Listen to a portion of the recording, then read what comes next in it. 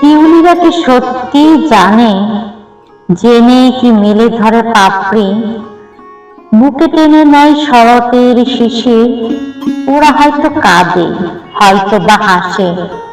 কেন এই হাসি কান্না, কেন এই আকাশ ভাঙা, পাহাড়ের ঢল, অকাল বন্যা? কখনো কখনো প্রচন্ড অভিমানে আকাশের পানেও তাকায়। এ আবার কেমন রীতি? তিরোধান প্রহরে মিটে যাবে জনমের তিথি। কেন গোটাই লাগে বিচ্ছেদের প্রলয়ঙ্করী ঢল?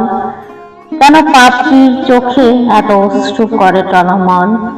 বিজলির গতিতে চলে সময়ের চাকা, ভেবে পায় না বেদনার এই আগ্নেয়গিরি কি করে যে দেওয়া যাবে ঢাকা।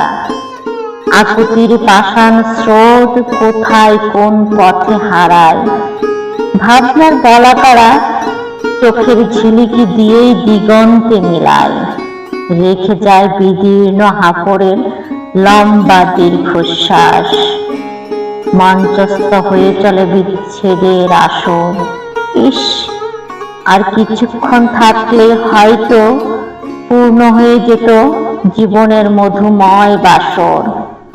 নিয়ে আসে সব কথা কলি, অমোঘ নিয়তির কাছে অনায়াসে নুয়ে দেয় মাথা। চাপা পড়ে বোবা কান্নার ঢেউ, সব ব্যাকুলতা। হায় হায় ধ্বনিগুলো খুঁজে নেয় নৈশব্দের কোল।